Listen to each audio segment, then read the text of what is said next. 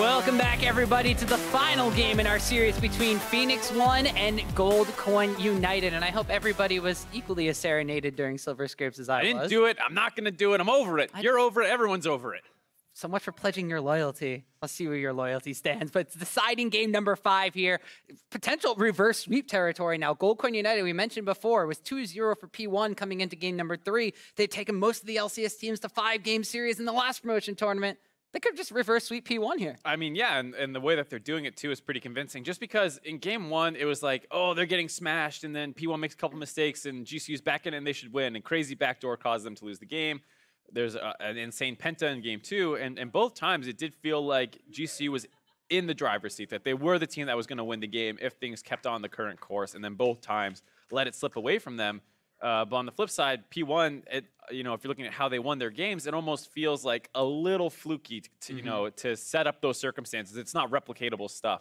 And ever since Rikara had that atrocious game 1 in laning phase, he's been doing super well. The whole side of GCU has really stepped up. Yeah, and the flip side though for P1, a lot of the early game advantages that they were getting are just not there anymore. In game number 4, the gold count was pretty much even throughout the first 15 minutes of the game. They're able to capitalize and want to get in a fight for first blood that was forced by Ryu, who is currently on your screen right now. But he's still the one that was the catalyst for P1 and getting these early game advantages. But ever since the Corki's kind of been taken away, it hasn't had the same kind of dominating effect so far in these series. And on the same token, you heard the analyst just talking about MikeYeung. While he has been able to secure CS leads, they don't often convert into large advantages for the whole team. Where, oh, I have a lead and I bullied him out of jungle, and now we're going to 4-man dive bottom and double TP and kill the turret and get all this stuff going for them. He'll bully them out, he'll keep getting CS leads, and after a little while, it doesn't matter that much, and GCU is able to find a kill or two that goes in their way, or their objective play isn't quite clean, and it slips away from them. Yeah, so P1 now are on the back foot here because, like you mentioned before, potential reverse sweeps territory here. Then you have a couple of holes in their early game that they need to show up, whereas Goldcoin United have kind of pretty much just been coasting through the early game. They don't necessarily need to make aggressive things happen. They don't need to kind of make these large advantages happen in order for them to kind of snowball that advantage into a later game stage. They're content to pretty much just go even across the board. And, with Whyin staying in and Mad Life still staying out on the opposite side, they still potentially have an even bottom lane going toe-to-toe against Arrow and Xpecial because they were fine last game. And I mean, part of that's just due to team composition. Basically, every single game you can point to GCU's draft and say that they have won the late game with their draft, and that if things are going into the late game equal, they'll win. And that's why one that plays to their current play style, just in terms of, well, we're not a super aggressive team. We don't force plays unless we're sure they're going to work, and we can just force less plays if our late game's better. And at the same time, P1, they're drafting somewhere in the middle of these couple last games. I'd rather see them commit fully to multiple tanks, frontline, backline team fighting, or completely bypass that and go 100% on early game, more like we were seeing in the first game. Well, that's what Kobe agreed to. He decided within his own deliberation that the full-on early game aggression is what he wants to see out of P1's play style. They're going to continue to target down on Santorin's champion pool, though. The Sejuani still banned away. The Maokai taken away, but the double AD carry vans now fall onto Goldcoin United on this red side. The Kalista and the Caitlyn immediately banned down. That Sejuani ban is one for me that, when you look at this series in retrospect, is it going to be one of those bans that you wonder why they ever kept banning it away? They do switch to the Orianna here. GCU had banned out the Corki last time around. We're going to have to see if that remains a priority for them. It is instead going to be the Thresh. Xpecial not going to get his hands on this one. So the Thresh, as I say, that's a big priority here, and that could just open up the Corki here. Ryu, 100% win rate on the champion in this series. That's what we're saying. How high does the priority go on this thing? You knew that once GCU banned it away on blue side that they thought it was first pick worthy, and here Phoenix1 showing that, yeah, we're going to first pick it. But now you have the potential to take the Jarvan away, which has been very highly contested, and the Tristana, which will give something to Goldcoin United that they've been utilizing extremely well. And don't slap me because I'm smart. Look at you doing my job, Tom. I'm going to go to the bathroom. You take this one. All right, solo cast time. But yeah, the priority for this Tristana has flip-flopped from both of these sides, and both of them taking it very, very high value over the Caitlyn and the Kalista that have been banned away. Yeah, it's like we said, probably the third strongest pick in the meta, maybe even higher, and as well as the fact that they just, both teams have basically been first picking it. It's highly contested. P1 are going closer back to what we saw in game 1 with the Varus taken away for Arrow here. And the big question is, do they lock in a support choice and try to keep something for Zig in the later stages of the game, where they could go with the Renekton, they could go with a Kled throughout the rest of the pick ban phase, or do they try to take something else away from, you know, the top lane pool, like something that you deny that Gnar pickup that is still technically available right now, but could not be for a very long time. But actually, the Rek'Sai is the one that gets locked in here for the side of P1, and that's a different take from MikeYeung now. Yeah, I don't mind it though. I mean, it has really aggressive pathing early on if you use its tunnels well to find openings. She has her ultimate to go for executes and kills on level 6. Just a very scrappy early game champion that still can turn into a reasonable team fighter later. She kind of loses a lot of her power, turns into more of a knockup bot, but still a frontline target. Even though it's not going to be a huge damage threat or even a CC bot, at the very least, it is a tanky frontliner with vision check tools to contest objectives in the late game. And on the side of GCU, once again, Fly, like you said, taking that Cassiopeia, matched up fairly well versus Ryu in the mid lane on that Corki in game 1. It was just that the game kind of snowballed through other means, and then eventually it was to late game that Ryu made the game-saving play. So really, it was a fine matchup for Cassio. You see a Zyra ban being the first one taken away by Goldcoin United, so it looks like in this second ban phase, they will potentially be harping down on the support pool as the Gnar once again gets banned away from Solo. I believe that's been banned to every single game except for the first, so they don't want Solo to have that synergy with the Jarvan and the Narvin combination. They definitely don't want him on one of his most comfortable champions. Going to be very interested to see what Whyin ends up locking in here. We saw the Thresh first pick last game, and he performed beautifully on it. Had a hook onto Ryu to start off and get them their Baron situation. And then later on that Baron situation hits another clutch hook onto Arrow, and then the last team fight once again hooks out Arrow. So he had a monster performance on that. I would even argue probably player of the game, all things considered, for that game in particular. I mean, we don't do player of the games over best of 5 series, but probably the largest influence in their win potentially. But now not going to have a chance to display his skill on that champion. He's going to be forced onto other champions, and as he's a pretty fresh player for most of us, we're not going to know what to expect out of him. Right, and we don't even have anything from the regular split of the Challenger Series to kind of fall back on and be like, oh, well, he'll just play this. The last time we saw him was Spring Split. He subbed in while Mad Life was still having visa issues, and he played a game of Braum. That was pretty much it. So that's nothing different than what we saw from Mad Life. Then again, neither was the Thresh. But the ban away from Shen here from Phoenix1 means that we're going to see Solo on something else a little bit different this time around, and it's going to be the Renekton picked up for him, and that's kind of another kind of staple pickup for Solo in the top lane. He's been one of the players in the Challenger Series, both him and FLICKR, to be able to take that Renekton advantage in the top lane and snowball it down into the mid lane, utilizing his flash stun engages, which are very improbable, but somehow work out for these guys. Yeah, it's still a tough champion to make work in the late game with how he only has a single target lockdown. But strong in the early game, and that's something that GCU seems to be wanting to do, is pick a lot of lanes that are self-sufficient or moderately strong on their own, try and hopefully just wait out the first 15-20 minutes of the game, make a couple plays. If they find themselves with advantages somewhere, if they get a flash or something like that, then they'll force a play, but otherwise content to farm out to that late game and let their late game hyper carries of Cassiopeia and Tristana take over the game. Well, the Braum was taken away here by Phoenix1's, and they rounded it out with a Kled, and it looks like Whyin is going for a Janna. All right, I was going to say, I mean, I don't know a ton about this guy, but I would assume he's not one of those vocal playmakers for his team a la Ole or Afromu, and so I'm not surprised to see him on a little bit more of a supportive role. Thresh, a champion that, while it does have a lot of playmaking, is not one where it's like, hey guys, I'm going to go flash headbutt Pulve in a second, get ready. It's I landed the hook. Please hit the guy I just hooked. It's a little more telegraphed than that. And Janna is a champion that when you combine it with Tristana, has a strong laning phase. There's a lot of engage and relatively low range on the side of Phoenix1, so you'll be able to hopefully reset some of these engages that come in, like a Kled ultimate or whatnot. So the Janna pick here, not bad for the lane or for the team comp, so I like it.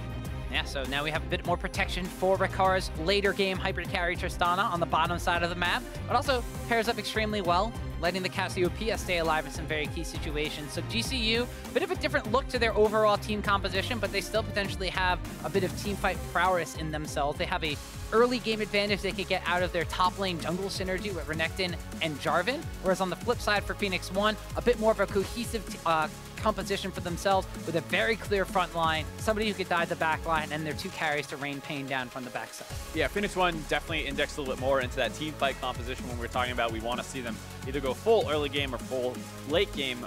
They don't necessarily need to pick hyper scaling. You need Kog'Maw to match the Tristana. That's not necessarily the case.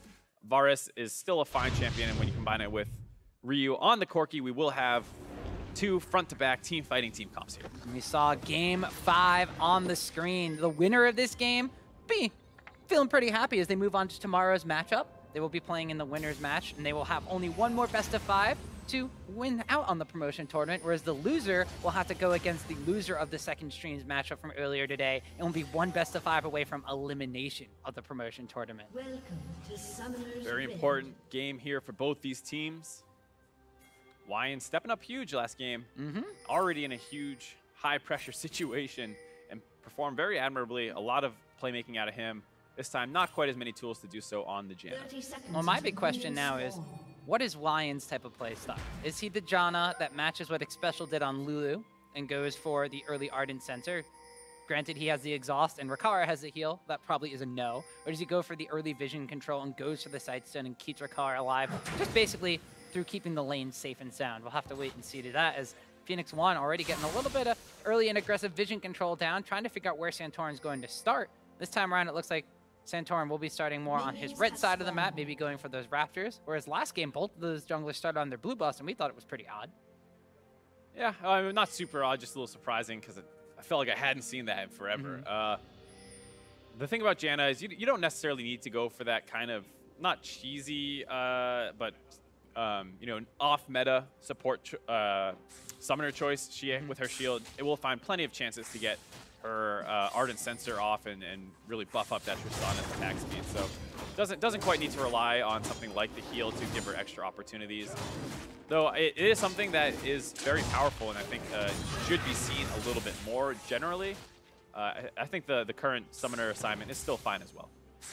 We'll see how they assign, basically how they played this out in the later stages of the game, because we still have an entire lane phase to get through. And this is where Phoenix1 has tried to be the aggressor so far in this entire series. The Xpecial landing, Winter's Bite, and the passive is going to end up proccing, so some extra damage comes down onto Rikara, as this potentially has the wearings of game number 1 all over again. This is a very similar lane matchup, although in game 1, I believe Xpecial had Thresh instead of Braum, and there was a different Morgana instead of the Janna on the other side. Both of them have a shield on their E. Different players, different champions. Later on in the day, not too similar overall. Yeah, but so far, the early aggressive shove from P1 is something we've definitely seen very similarly in pretty much every single game so far. Yep, and once again, some more early invades too. Xpecial already getting a ward down onto Santorin to track where he's going.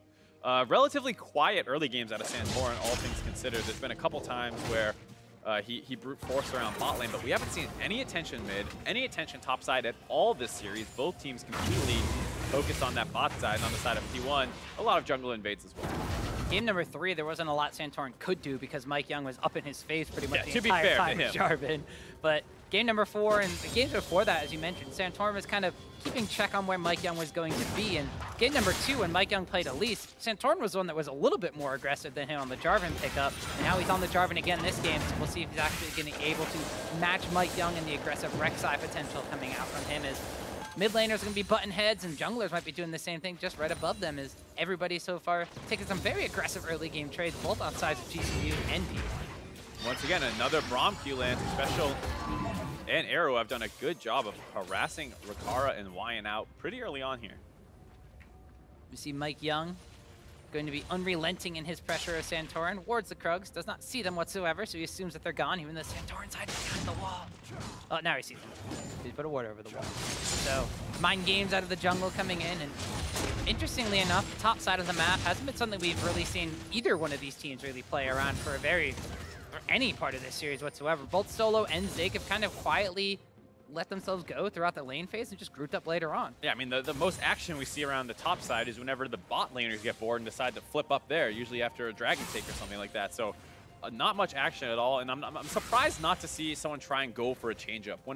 When a series starts getting into this kind of rhythm, the first person who kind of bucks the trend and goes for something out of the ordinary can often find like pretty big rewards. We saw previously in the GCU versus E United series, the Challenger Finals, there was almost no attention mid, and then finally one game, I believe it was E United, decided to aggressively attack mid, and they were able to get monster leads out of that because they didn't feel like, you know, Fly was ready for that attention to come his way. We'll see now. Both of these junglers are putting their attention on Scuttle Crab instead. MikeYeung's going to come in and unburrow on top of that and secure it for the side of P1 as Xpecial joins up with his jungler, forces Santorin to flag and drag himself away, and MikeYeung will continue to force him out of his own jungle. So by thinking to take the blast, but Santorin's like, that's fine, there's nothing here. I've already cleared it out. More aggression on the bottom side. There's Xpecial jumps in, says stand behind me, and puts up an unbreakable shield. But Rikara's just content to hop away from that aggression as Ryu and Fly kind of going toe-to-toe again once again in the mid lane here. CS advantages, not all too much in the mid lane, although the bottom side of the map is once again gone in favor of P1 with these aggressive plays that they're making on the bottom side of the map. MikeYeung actually going over the wall again. Smite was used right there. Santorin secures the ground. Smooth escape while also finishing off the Gromp there by Santorin. But yeah, very similar to what we've seen out of other games. MikeYeung early on, lots of invades, linking up with Xpecial as his bot lane has the push pressure in their favor. And they just, you know, make sure that Santorin can't actually skirmish. Well, as well as the fact that, generally speaking, Rek'Sai will get the better of that early on. Don't know if they know Santorin's in this brush, though, so if they try to push up at all, Santorin could just leap on them, but GCU might be just looking for a reset of the lane here. Santorin might look like he's going for a recall, and yeah, they will not try to aggress. Instead, they were just looking to try to get this wave pushed up so that he maybe get Rikara back to safety. He's got 34 CS in his on his side, so almost enough to buy a BS when he goes back. Almost, not quite though, and that means they're going to stay around this lane a little bit longer. And the CS advantage, that arrow accrued in game one is starting to repeat itself here. About 20 on this wave. Ooh, MikeYeung though, trying to get it for a bit of a Raptor invade. Burrows immediately onto Santorin though. I don't know if he wanted to do that, and actually is going to wind up being backed away from his Solo, and Zigger tussling on the top side of the map. Solo popping the Dominus and just continuing to shove Zig away from this top side. Both junglers are seen. That lets Solo know he can go aggressive there. He's able to find opportunity. And Santorin, gonna open up onto Ryu. Doesn't look like they have a kill threat at all. Flag and drag, but Ryu is just gonna stand tall and keep fighting because MikeYeung's healed up off of one of those honey fruit plants. And that forces Santorin to back away, so both these junglers trying to get something done early on. MikeYeung going for counter jungling, Santorin making his presence known in the mid lane. On the top side of the map, we saw actually the most action we've probably seen all series, where Solo is bullying Zig away and maintaining a small CS advantage on that side, but not nearly as much as, well, now 10 CS advantage in the mid lane here from Fly, as he got some help from Santorin, but a 24 CS advantage for Arrow on the bot side. And the three-man roam attempt sent Fly's way. Intelligently plays up to the top side and is able to walk away, not having to burn any summoners. Between mid and top, still not enough to offset the deficit in that bot lane for Rikara. We'll have to see if GCU goes for a similar play that they called for in game one, where they flipped their bot lane up to the top side to negate some of these problems that they were having. They ended up trading relatively unfavorably in terms of the fact that P1 was able to grab first turret in the bot lane as well as the dragon, but it did stop them from... Cute try by Whyin there to stop that blue steal, but it did result in at least Rikara getting out of laning phase to the point where he was eventually able to farm up into the late game. It did take a very long time for that to happen, though, and that was one of the reasons that, you know, we thought P1 was going to wind up winning that game one very quickly. They did wind up winning it, but it was 50-something minutes later when there was a backdoor coming in from Ryu. We'll see if history repeats itself that way or not, but as you mentioned, immediately we see Rikara on his first recall, picks up a BF sword and a pair of boots, rotates up towards the top side of the map. We already saw Whyin kind of making his way up there as he moved through the jungle, and this time around, though, P1 is going to respond by sending their dual lane to that top side as well. And Ryu has picked up his first package of the game. He's been able to make some big plays with those. We'll have to see if they're able to control him a little bit better this time around. Zig sticking around the tower, has the charge available, and the Dominus actually was popped by Solo as they're trying to brute force him away from the tower. So multiple members here from P1. As you mentioned, the package was there on Corki, so he could potentially move up here. It looks like instead GCU are just going to be content to go for a full-on lane swap as they're sending Solo back to base. If they call this one out, GCU have been hovering up in that top side for quite a while, getting some damage down on that turret, but P1 in the same lane now. Ryu's going to have this package for just a little bit longer. And GCU are going to stay on farming in lanes, but it's another one of those games where Rikara slipping out of relevancy potentially. It's very far away from hitting his first power spike. Only a BF sword 9 minutes of the game. And already 30 CS down. Yeah, and if this goes anyway that game one did, P1 could potentially have another one of those explosive early games where they have about a 10,000 gold advantage, you know, cresting into the 30-minute mark, but still quite a ways away. That's just working off of historical context from this best of 5 series in general, but they do have some difference of champion pool in this one. Solo is on the Renekton pickup, doesn't necessarily have as powerful of a teamfight effect, with just a bit more early game effect. It's Xpecial. He's gonna find Santorin on the Jarvan. That's the flag and drag over the wall, as MikeYeung was just waiting in the wings of that one. And it seems like this one's a little bit more about lane pressure overall. We see Fly starting to push advantages against Ryu in the mid lane. Gets a decent amount of trade damage down onto him. Top side, or you know, the solo lane side of the map where Renekton now has an 87 to 65 CS advantage over the Kled. So even though it's P1 with the gold advantages, it is just specifically because of Arrow at this point in time.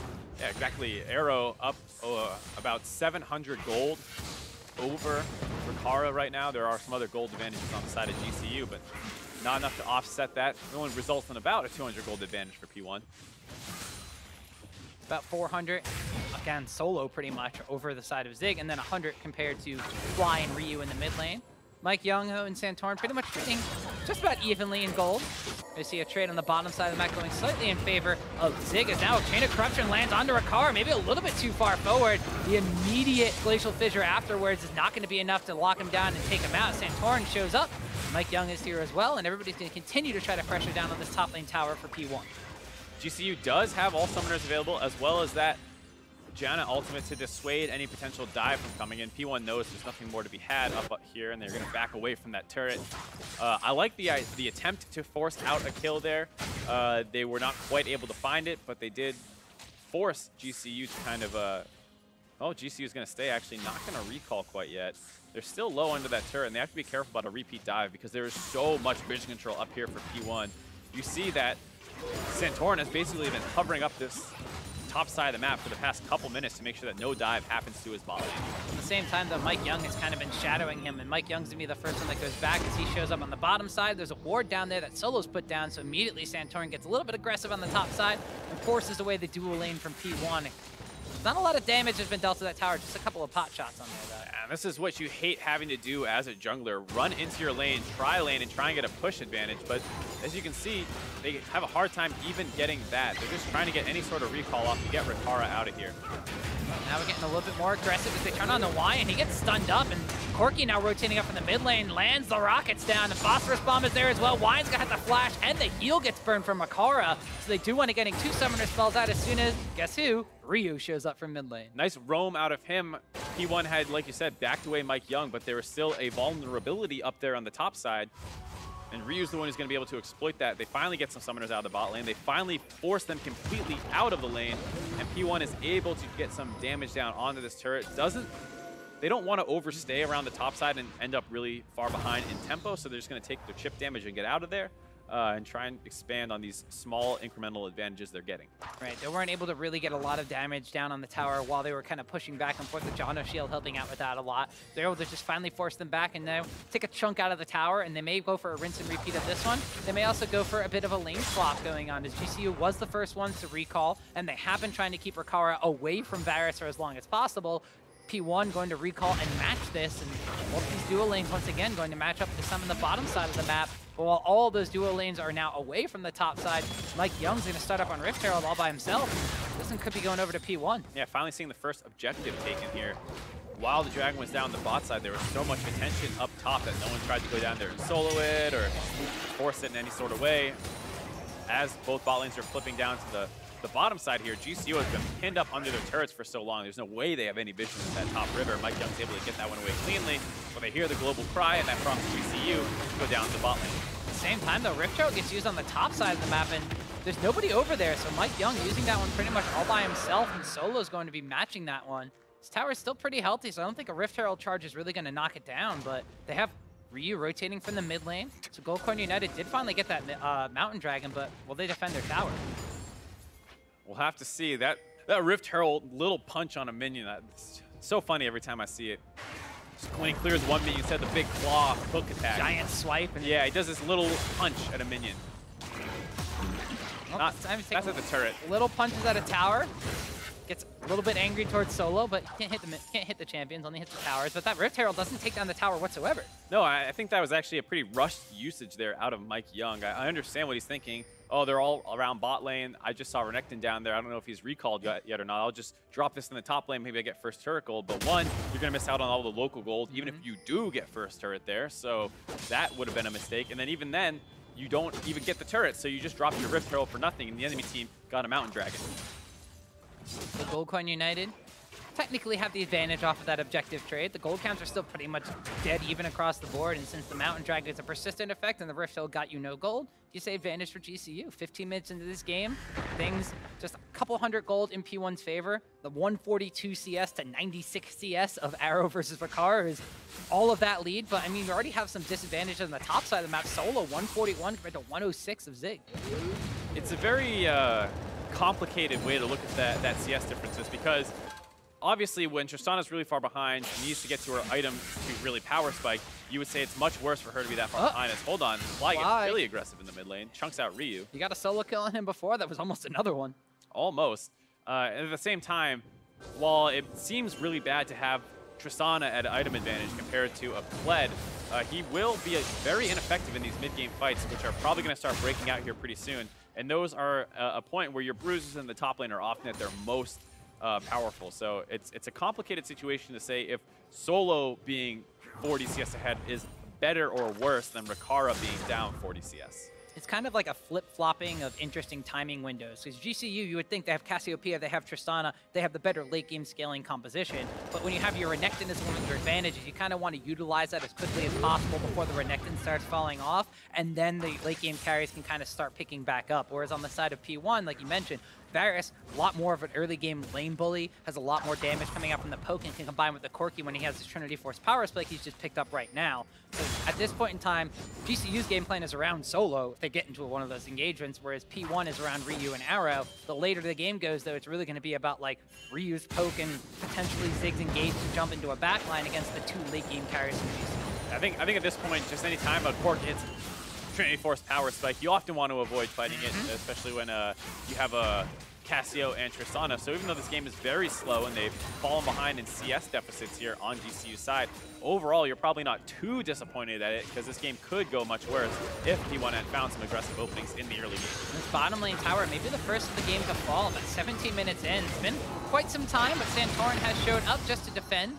So Gold continuing to stuff the advances coming out from P1 as they continue to try to take the first tower on the map.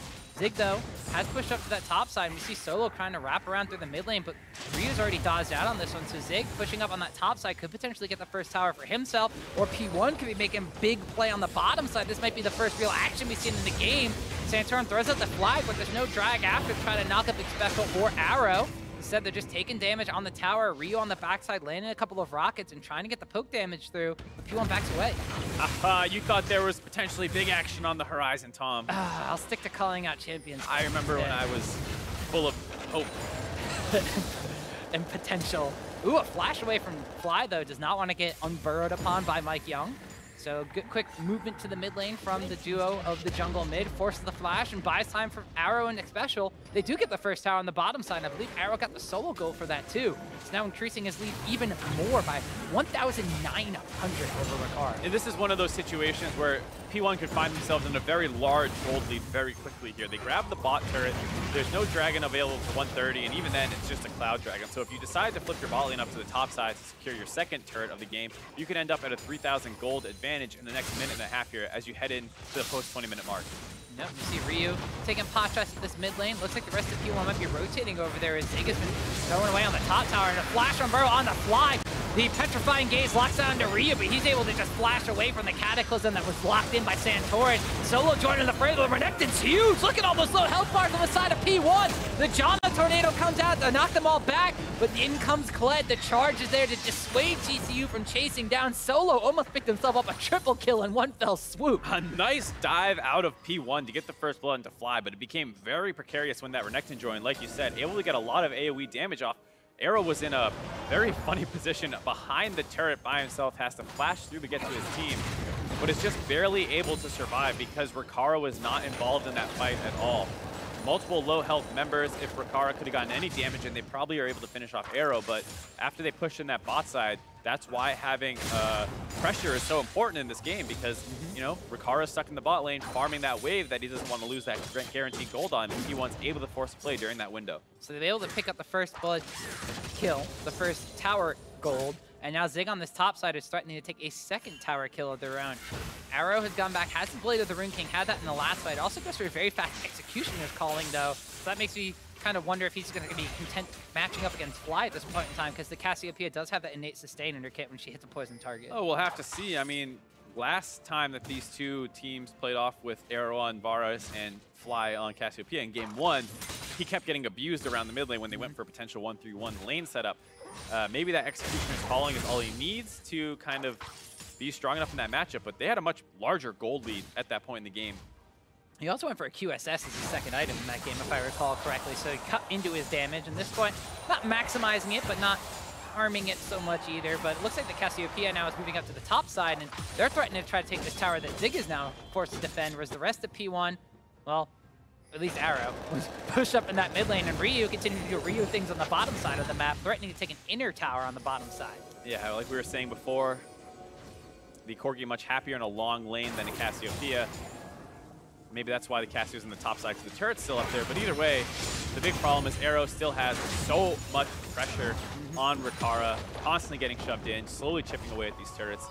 Eventually, they're going to start dropping. P1 going to be able to grab this dragon as well. So they utilize the pressure from Ryu bot side and Arrow mid lane, and they take themselves the Cloud Drake. Not necessarily the most combat effective dragon, but still they take that away from Goldcoin United, as they were the ones that got the first dragon in the game.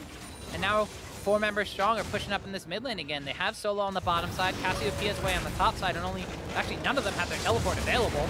It's actually locking down onto Santorin here. Glacial Fissure comes out, Xpecial charging forward, Monsoons pop, but Santorin still falls. The tower's gonna follow short after that. Whyin gets tagged by 1 Winter's Bite, but nothing else after that. Nope, and there you see, once again, P1 just set up that siege. They chunk somebody out, they land the Varus ultimate so they get low, and then with how much long-range damage they have, they're able to finish them off.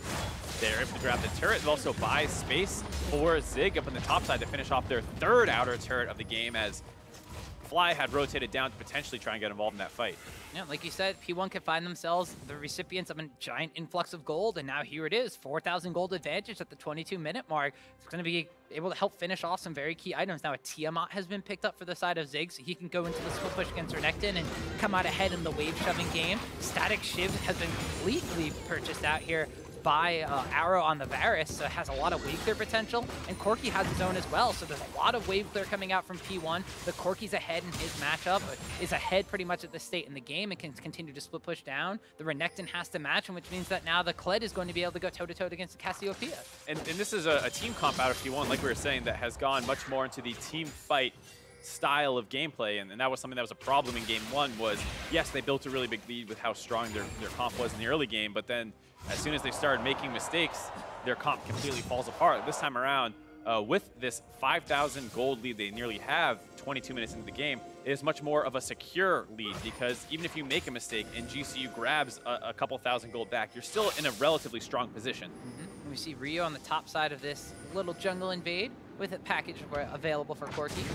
Now continuing to split against the Cassiopeia, so we do have a 2-level advantage now for Ryu over Flies. He's going to be the one taking it to the Cassiopeia, and Zig on the bottom side of the map, a level deficit compared to Solo, but still content to go toe-to-toe against the Renekton at this point in time, who has itemized for some armor early on, so he doesn't necessarily have the same kind of wave clear potential. Only has, well, in his kit he does, but he doesn't have the same kind of double AD item spike. He's gone for the Black Cleaver and then gone full tank at this point. And it makes sense. I mean, you go against 2 crit users in both Corki and Arrow, or excuse me, the Varus, and then as well as the fact that Zig and MikeYeung are also doing physical damage, so you get to build up some resistances to all the physical damage as well as to cut into some of Corki's damage as well. So I like the item, especially because he knows, you know, he's not going to team or split push a Kled completely out of laning phase and dumpster him and smash in the side lane. He's much more concerned about how he's going to perform in the 5v5s when they start breaking out. P1 now brute forcing into the red side jungle of GCU, putting down vision control, and more importantly, popping the Braum passive on Santorin, making him flag and drag out of there. Looks like there might be a bit of a Baron vision dance going on right now. Side of GCU, a bit starved for vision at this point in time, whereas P1 have some healthy vision control, at least around the river area by Baron. Flag and drag from Santorin's not going to land on Xpecial as he just jumps on over to MikeYeung. One more hit will pop the pass on the Santorin and lock him down. Does wind up stunning him up. There's a Janna tornado just to dissuade any chase from P1. Instead, they're going to be content to kill the wards instead of try to go after Santorin. Slow and steady wins the race here. P1 up 5,000 gold, and they have the late game chops to beat GCU's team comp. They have good vision control up around here. They could potentially force a Baron down eventually, but they also have Infernal coming up next, so they might want to wait. And this actually, you would think that GCU would be the team that this kind of play style favors. Now that P1's kind of changed the team composition, you mentioned they can kind of go toe-to-toe as they steal away a red buff, give that one over to Ryu's Corki. And now continue to send Ryu up into the top side to wave clear and force Fly to have to deal with those minions as they crash into the tower up top side. And then send Arrow back down in the mid lane and continue to keep the pressure onto GCU's side of the river. One of the things that happened in the first game as well was GCU eventually just kind of walked forward and forced a fight after being on the back foot for so long, and then probably realized, hey, we can win these fights very easily.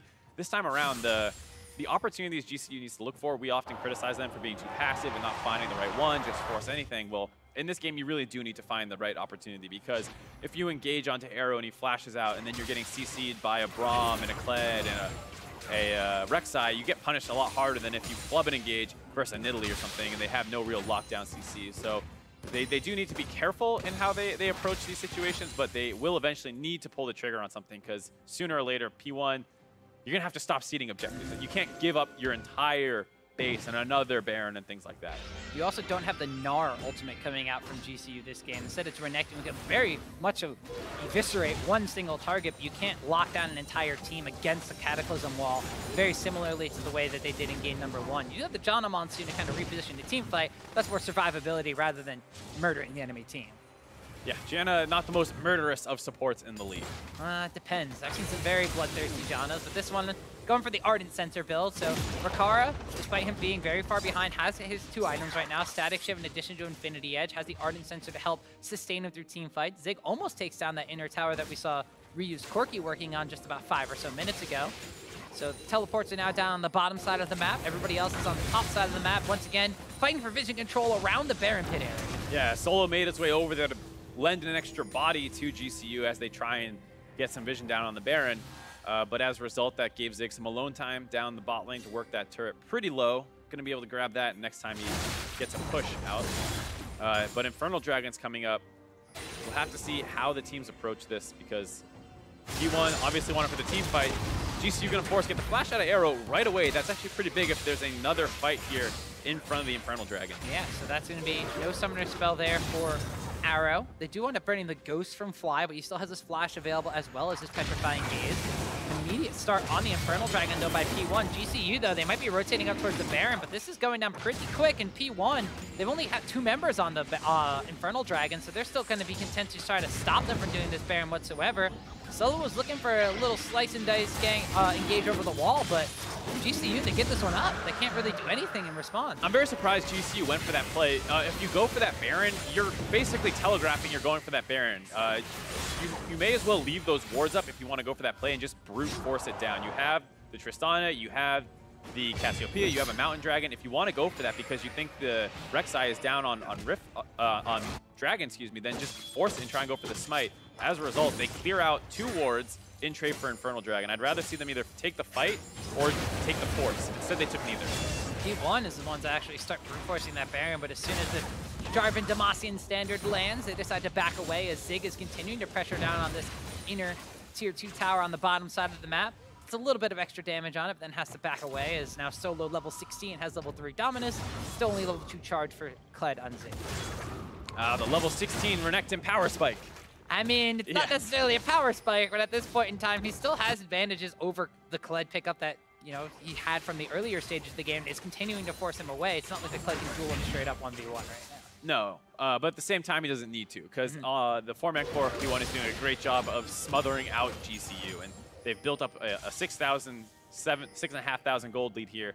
And at any point, you know, GCU will be forced into walking into the Baron. You'll have to be walking into Corki poke and Varus poke potentially if they're not actually on it. Or if they are, you just have to worry about how quickly they can do it. They have a pretty good team comp for being able to melt it down. Both Corki has huge damage generally, and Varus is no slouch either once he has his Blade of the Rune King. Actually, speaking of Corki, over the wall with the package, not going to wind up trying to jump onto Santorin. Instead, just lets him flag and drag out of there. At this point in time in game number 1, which is very similar to this one, it was 2 kills to 1 in favor of P1. So they already have 1 less death. But it was about 27 minutes in when they took that first Baron and were able to push into and break the base of Gold Coin United. They still had to wait about 30 minutes after that before they actually wound up taking victory in that game. This time around, being a little bit more thorough and a little bit more careful about trying to take these objectives and utilizing that Kled split push. And like you mentioned, utilizing the fact that their 4-man core is doing such a good job of basically battering and bruising GCU out of their own jungle, that even though the Kled is slightly behind the Renekton, it's getting advantages like almost taking out that tower on the bottom side. And we see that Solo keeps making his way kind of towards mid lane, getting ready to come over and help his team if they need it. Zig matched him this time, but eventually Zig can probably just stay down the bot lane to finish that turret off. Got forced out. Both of them are playing a little bit of footsies around the river. As you see P1 just continue to push in, continue to vision control, and you can kind of feel the tension this game out of both these teams, the nerves coming up here where neither team really wants to force too much. And they don't know exactly when's the right time to go, and when you add that pressure in that you're going to be put into the loser's bracket after this game, they end up a lot slower in their decision making. See Santorin putting a second ward over the wall with MikeYeung and Ryu, starting off on a bit of a duo Baron excursion, but it was snipped out very quickly by GCU. And actually Solo now, still in this mid lane. Zig has moved down to the bottom side of the map, so level 16 Kled rotation power spike takes down that tower. Yeah, Arrowhead actually ulted Solo, I believe, and kept him in the mid lane. I don't know if that was intentional to prevent him from getting back bottom onto the turret to protect it, or if it was just, hey, maybe we can pick this guy. But either way, P1 is able to grab their 4th turret of the game, their first inner, as they continue to slowly try and grind out GCU, but the goal lead is mostly maintained at this point at around 6,500. Interestingly enough, P1 is trying to out GCU in this game. It's always risky to try and beat someone at their own game, and we see, Rikara, despite those early game problems again that we were talking about all game 1, he's up to 300 CS, he's at 3 items, he's spiked pretty hard. There's some armor on the side of P1, but not a ton. As you see, Zig is basically just sitting on that Gargoyle Stone Plate as his only armor, so Tristana will be doing just fine against that. A little bit more armor onto MikeYeung, but you're not particularly scared of a Rek'Sai. So the front lines are not too threatening this game on either side. Not really. They're just kind of there to be big and beefy and make sure that nobody can get through to the squishy carries on the backside. However, Rikara does still have the aid of a Janna, so it has the shield coming out from that, and the Ardent Sensor proc that will follow. Duel of the Scuttle Crab actually goes in favor of Solo, so that's nice actually steal. Pretty huge. Infernal Drake will be the next one to spawn, but that Scuttle Crab will go away by the time that spawns. And Baron's still available as well. Oh, we see the trigger being pulled by Zig here. The Zig charge actually gonna lock down on the fly. He flashes over the wall, but he can't get away from the charge. He has to pop the Saracen Brace, but Zig finds a kill. That's gonna be P1 getting their 3rd kill of the game and opening up a potential Baron play for themselves. Big mistake out of Fly there. You need to flash Kled ultimates as soon as you realize you are in line with them. There's no reason to wait till it tracks onto you, because then he gets followed over the wall. Fly's mechanical mistake there, or decision making, to not just flash the red pit wall instantly, results in his death and potentially the Baron. This is not a clean Baron though. Santorin's in the area, has the flag and drag available, no flash up. They lock down on the Solo on the backside. He wants to flash away, but still goes down to Ryu. A 4th kill of the game picked up here by P1. Now they come back onto the Baron, which has regened up a little bit, about 5,000 HP. Is this going to be Santorin's time to shine? There's no wards in the pit right now, and Tristana actually has enough range to start taking pot shots at them over the wall if they so choose to. Ward in the pit doesn't see much, 2,000 HP. There's the Demacian standard. They're waiting for it to time out. P1 can sit here and play the patience game. Santorin goes in, but it's going to go over to Rikara. He crits and steals it with the vision from Santorin, and P1 lose Baron. The auto attack range out of Tristana. I'm not sure if that was also a rapid fire cannon enhanced auto attack, but either way, he's able to get the Baron there when he combos with Santorin. Santorin didn't even get his smite off, I believe. It looks like it's still off cooldown, and off that, they're gonna be able to rotate down to the Elder Dragon, or the Infernal Dragon first as well. So they're gonna steal that one away. 2 objectives after losing 2 kills go in GCU's favor. Man, and this is the Baron seal attempt coming out here from Santorin and the rest of GCU. They don't have vision on it when he goes over the wall either. He is the ward, literally this time, not just in dissenting TSM fans' way. Yeah, it's just an auto attack, I believe, able to take that one away. I think it was a rapid fire cannon power, because I didn't see him auto attacking much before then, but either way, huge play out of GCU there. P1 were trying to be as patient as possible around the Baron, but they make a mistake. GCU grabs the Baron, then they go for a reset because obviously they're probably frustrated about the situation. GCU just runs down to Infernal Dragon, grabs that one as well. Now they're pressuring.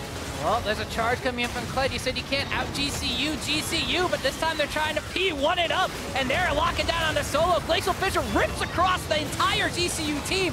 Solo's being chased up by Zig and Ryu, but at the same time, Arrow is dueling the front line. He takes down Santorin. They may have 3 Baron buffs left on them, but they still have no kills to their name, and P1 has 7. GCU, despite the nice influx of neutral objectives, they're still down a heap of gold. They try and start sieging up with this Baron. P1 finally are able to find an opportunity to take an engagement. They find 2 kills onto the frontline members of GCU. Like we said, front-to-back team fighting out of both teams.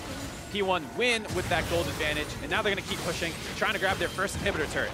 Yeah, this is P1 now on the Baron power kill, trying to get the tower down here. Health bar still kind of low. Ryu actually takes a bit of tower shot damage, and Tristana damages one. Maybe getting a little bit too aggressive to try to finish off that tower. P1 though, they take the fight, and they wind up knocking that inhibitor tower down extremely low. So despite losing the Baron buff, they don't lose their composure. They still have about a 9,000 gold advantage in their favor, so they do have advantages. They do have advantages. The game is starting to stall out a little bit. They did not actually take that mid inhibitor turret. That will start regenning up a little bit. It will be pretty trivial to knock down if they ever want to fight, but as long as it's still alive, it's a little bit more difficult for P1. And then at the same time, this is buying time for GCU a little bit. They were getting ground out slowly. They finally start finding some picks on P1's side. They go for the Baron, and that mistake, I'm sure this will probably be a negative power play for GCU overall, but they at least stopped P1 from getting it. Taking a look at this engage, you see just constant stuns up, going down to the front line here. Solo unable to move for a long period of time. Same thing kind of happened to Santorin there. He was tracked by the Kled ultimate. P1 splits up a little bit, focusing both frontline members down at the same time, and Fly and Rikara just not able to put out enough damage quite yet. Fly still looking for that Void Staff, doesn't quite have it yet. He's sitting at about 3.5 items compared to the 4 on Corki. In this deciding game 5, it's P1 that 7 kills to 0. They have yet to lose a tower. They've lost 2 dragons and technically lost the Baron. It's not like a no-hitter. Yeah, technically, they were perfect gaming them before they kind of threw there. I mean, there was 1 Mountain Dragon taken away early by GCU, but other than that, I mean, it was a quote-unquote dominating performance by P1. At this point in time, we have to make sure that P1 doesn't fall prey to the same tendencies they have in the LCS, which is they usually lose a Baron fight or get a Baron stolen away to get it maybe a little bit too desperate and try to overreach for something. They come out ahead in that team fight, so their gold lead at this point in time may just be enough to kind of shore up some of those weaknesses they have. They're able to keep Rikara out of these fights. He's 0-0-0, which is very weird to say. If they keep Rikara out of these fights, you won't be able to rip through them, but it's basically a full build Tristana at this point. Has a Doran's Blade in his last inventory slot, but is going to be able to be protected by the Janna and just sit there and rain pain down from the backsides of the line. If he gets a reset in a fight, it could be devastating, but P1 are knocking at the door of not just GCU's base, but of going into the winner's match of the promotion tournament tomorrow. Getting these turrets down low, the bot inhibitor turret put down close to half, the mid sitting at about 10%, very close to being dropped down. As, hold on, Ryu gets jumped on a little bit here by a Fly. Petrifying Gaze is going to whiff right there, so that's a big ultimate down from the side of GCU, but also a big health bar down from the side of P1. I'm a little surprised not to see Fly go a little more aggressive on that opportunity. He has Ghost and Flash available. The Valkyrie's out. Maybe you can chase with Ghost and try and burn him down slightly more, and you can hold your Flash and play it a little slower.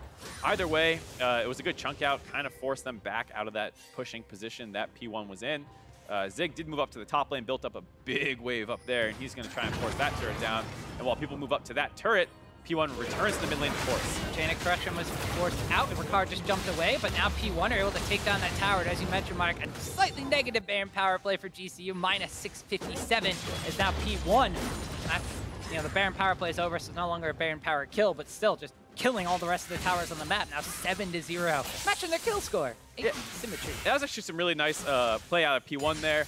Zig moves up to the top side to get that wave all the way in. As that's building, GCU sends Cassiopeia up there to try and get the gold on the most important member of their team, potentially at this point.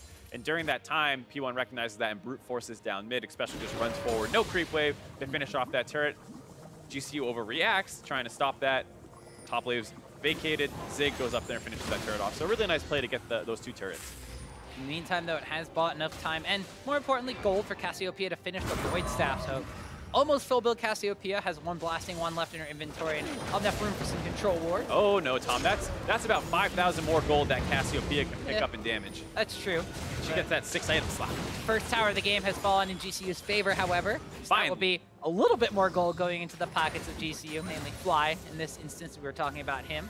But now this is kind of a situation very similar to game number 1. There's an Elder Dragon that's actually been started up by Ryu, who's over the wall and completely unseen, but Goldcoin United have to know something is up here because P1 are very vehemently defending against any sort of vision poking in from the side on the Elder Dragon. Ryu's gotten this down to about 3,000 HP, and MikeYeung's going to tunnel over the wall, smite that one away. P1 sneaked himself an Elder Dragon, and now, ooh!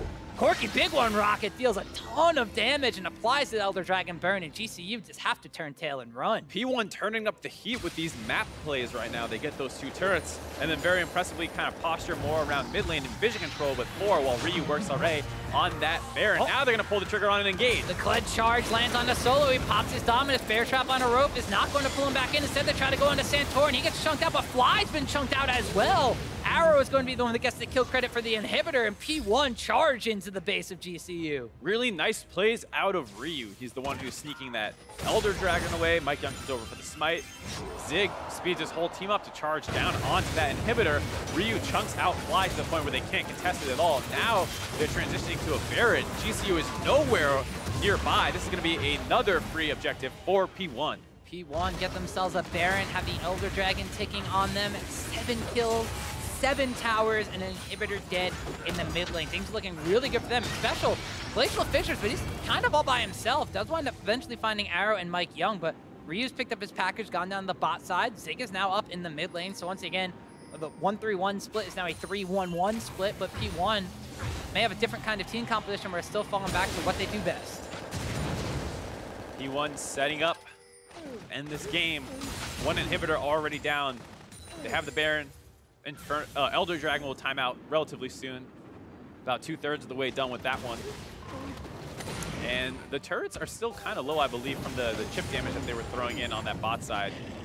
You see just how much damage Ryu's doing right now. Yeah, 2-0 and 5 on this Corki. Trinity Force, Infinity Edge, Blade of the Rune King, double Shiv items, or double Zeal items, the Rapid Fire Cannon, Static Shiv, and Sorcerer Shoes, because it's 80% magic damage now. It's only going to amplify the effect of those Static Shiv crits as well.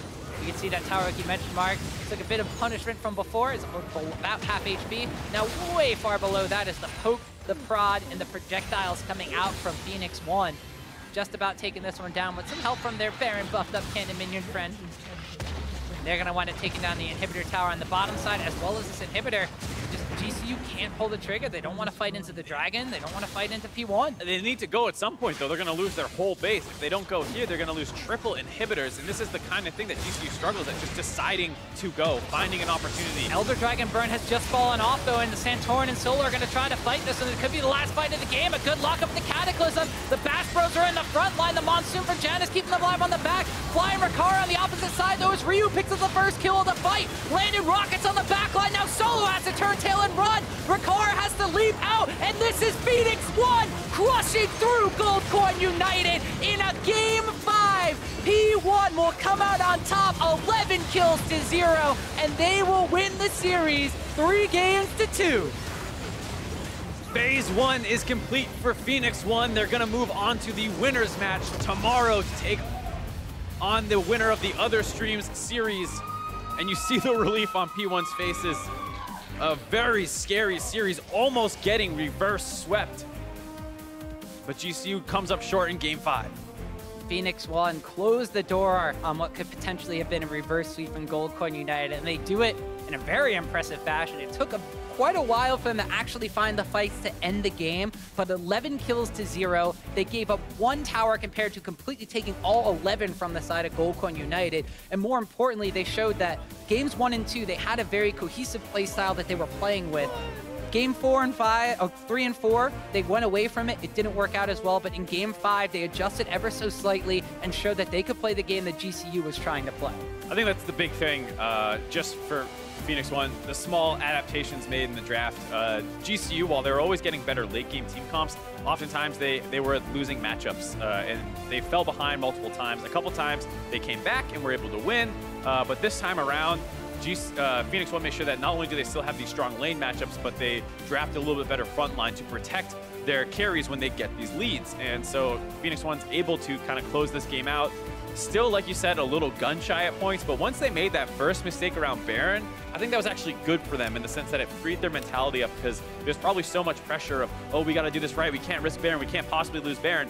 Well, you lost Baron, and you're still fine. You're still 7,000 gold ahead, and that's when you finally see that kind of baits GCU to walking forward, which enables Phoenix1 to find their engage, and then they smash that fight, and they're like, oh, wait, we're still way stronger, and then from there, they didn't need to look back ever. Right, pretty much once they got them out in the open, they realized that they were still so far ahead. It was pretty much P1 kind of just like, oh, that's the go button. Like, we realized that we are this far ahead, and we can actually start taking these fights down. But more importantly, was also the fact that they didn't overreach for anything. We didn't necessarily see MikeYeung, who was very quiet once again in the earlier stages of this game, wasn't necessarily going for aggressive plays and trying to invade Santorin's jungle and basically like shut him out of the game like they did in Game 3 in the Jarvan versus Gragas one. This time around, he was more content to kind of just farm up his advantages and move around the map and kind of keep what was going well for P1 well. Yeah, and I think that's the thing, is just how badly Arrow was winning laning phase. He smashed Game 1, he smashed Game 5, and what ended up happening for the first 20 minutes of this game is both junglers just went to wherever Arrow was, and Arrow was able to keep pushing in with the help of Xpecial, and they just slowly chipped turrets down, and eventually they started grabbing them,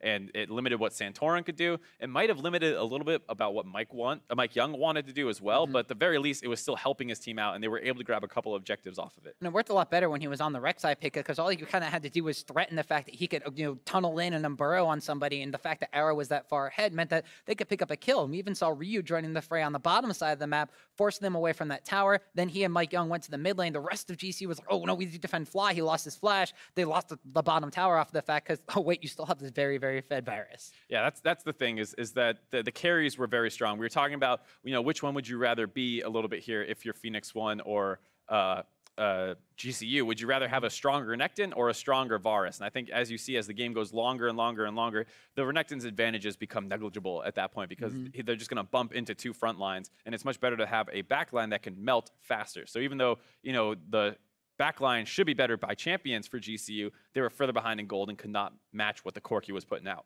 All right, well, to hear a little bit more about that series from the player's perspective, we're going to head on to stage side where Avali May has an interview with the victorious top laner. Thanks, guys. Great cast on the day. I am here with top laner Zig. Zig, what a back and forth series. It was so close for both teams. When you came in this weekend, was this the outcome that you expected?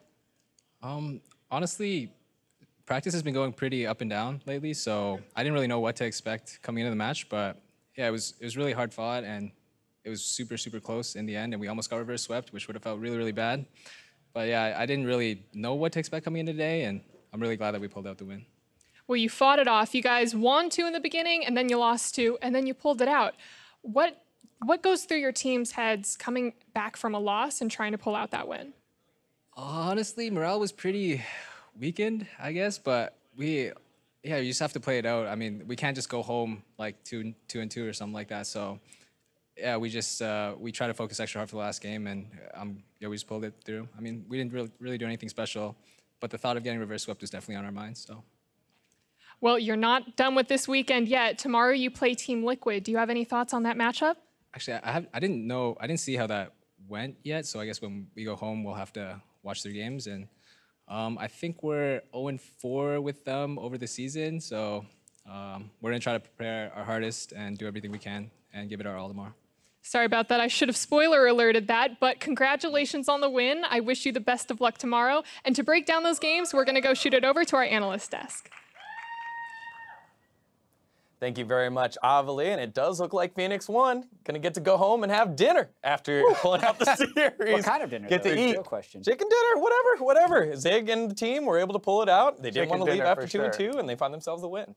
Yeah, and as you can see, morale was pretty low, but they have to remember they are professionals. They play this game for a reason, and they were the LCS team that we expected to win, right? You're almost always favoring the LCS teams in this matchup, and if Ryu is on Corki, it seemed like they were able to find success. Outside of that, though, you can still see plenty of holes in both of these teams. Yeah, 3-0 was Ryu on Corki, but looking, again, another late scaling comp for Goldcoin United. That's exactly what you prescribed when we looked back in Game 1. And it did look like we were getting to the point where they were going to be able to pop up, and they weren't able to find it. Yeah, I mean, the game plan stays the same, right? Cassiopeia, Tristana, even though on the top side, they're going to draft something a bit earlier like Renekton so they don't have a bunch of, losing lanes where MikeYeung's going to come in and, counter jungle, which has been a problem. Even with the amount of kills that they're giving over and the gold lead and all the towers that are going down, you're like, that Tristana and Cassiopeia, there is a chance for that late game team fight to go that way. Yeah, unfortunately, they had 0 kills. Yeah. They scaled they went a little too hard in the scaling strategy. They were unable to make a single play on a champion. They got the 1 Baron steal, which we thought maybe would be clutch, but it took them too long to try and scale up, and they gave away too many small advantages throughout the game. Right, one of the advantages that they did give them was the Baron, and when we look back at this play here at 33 minutes, it does look like it's going to go to P1. P1's in control, but just take a look at this, and we get to see how cool, calm, and collected Goldcoin United is, and Rikara is specifically with his 2-step right here. Yeah, he saves up his rapid-fire cannon, and Santorin leaves the flag for the last second, so they're hoping to even burst it from 2K. But Mike smites it 1,300, and then the auto attack gets it from Rikara. So Santorin pretty much just gave vision and threat. I think what happened there is Mike assumed the smite would happen immediately after Santorin flagged in, so he was trying to counter smite it. But overall, it was a bad smite by MikeYeung. Yeah, I mean, we don't know what the team communication was like. Right. Maybe it was like, we're bursting now or whatever. But there are a couple of things that you can point to, right? Braum, Xpecial, the Unbreakable, that's going to block any projectiles. So he has it up, and they wait till it goes down, then Jarvan jumps in, and he gets the Tristana shot over. If Phoenix1, with the Braum Unbreakable up, have Xpecial move to the back of the Baron pit to block any other projectiles, then at least you increase your chances, right? Then you only have to worry about the Jarvan who's coming in with his smite, and you've got 4 people there who can theoretically help out the jungler as well. But I mean, sometimes the high pressure situations just kind of roll that way. And yes, you can look back on it and improve, but that is tough. They won. They won in the end. It's fine. Definitely some improvements to take away, though. Yeah, Baron was not the reason why either of these teams won, as they both went to both sides. But as we wrap up this series, we'd like to recognize one player who stood above the rest, and today it's Ryu, who ends as the player of the series. Honorable mention, though, to Arrow for doing a pretty good job, but take a look at those numbers. When he had Corki, he popped off and did exactly what his team needed. Yeah, you can look at those damage numbers. Corki does a lot of damage, not that much on the average, so pretty much the carry there. You can see why they're willing to first pick it in the decisive Game 5. Arrow did have a lot of lane control, and that did enable Ryu to make the big plays in team fights, but pentakill in Game 2 and a carry performance there in Game 5. Yeah, that was the only other thing I was going to say is Arrow also had a really good series. For the majority of it, the counterpart carry basically, but Ryu, as you can see, pretty big highlight reel here. Plus he got that penta. I'm feeling good about the late game as well. Team fights. This one where he chases off Fly and is able to get the kill on the outside as well. Yeah. This absolutely good performance from him on the champion. Yeah, he did great. And as we close out our day, let's take a look at how the bracket shaked out. In day 1, the LCS teams have come out on top and will face off in the winners match on NALCS 1, while the challenger squads, Goldcoin United and E-United, the Uniteds, look to regroup in their match tomorrow in NALCS 2. And it looks like only one of the challenger teams will have another shot against one of the LCS teams. Yeah, and we heard Zig right there say they struggled against Team Liquid during the regular season, so especially knowing that Team Liquid was more than twice as fast at dispatching their challenger opponent today, they're going to be so confident going into that one. Team Liquid looked like the only, confident team coming out of today. Even though Phoenix1 did win their series, it was a long slug, so definitely understandable that they're feeling a little bit risky about their matchup with Team Liquid. The other thing, though, is that, talking about the challenger teams fighting for another chance, those Team Liquid games, they lost in under 30 minutes for every single game. So not even sure, how confident they're going to be coming into their game, even with Goldcoin. Right. We've already seen a best of 5 between those two teams. Goldcoin did win 3-1, so I wouldn't be too surprised if we see a rematch of this series we just saw on Sunday for the final win. Right, because Liquid did look great. And as you pointed out, in those games in the LCS when Liquid played Phoenix1, those were both games that we all looked at as analysts, as you guys looked at as analysts, as like games that we thought Phoenix1 could win. I think the first time was when they first picked up MikeYeung, and then they fell flat 0-2, and then the second one was like, hey, this is your chance to save your LCS season, save your World Championship points, get the win. And I believe they lost 2-0 to that one as well. Yeah. On the opposite, a lot of it is about resetting expectations. Phoenix1 has had really high expectations because as soon as they do something good, Rivals, woo! Yeah, all right. But it's they're almost becoming the new false hope team because they win 4 games against Europe. They win 1 other series throughout this. They go up 2-0 in this series. They nearly get reverse swept. So they, I think, are appropriate with their expectations now because they've had to stumble and they're on their way back to recovery. All right, well, with that, that's going to do it here with us, from us. So, on behalf of myself, the casters, and the entire live broadcast crew, thank you so much for watching, and we'll see you tomorrow for more League action.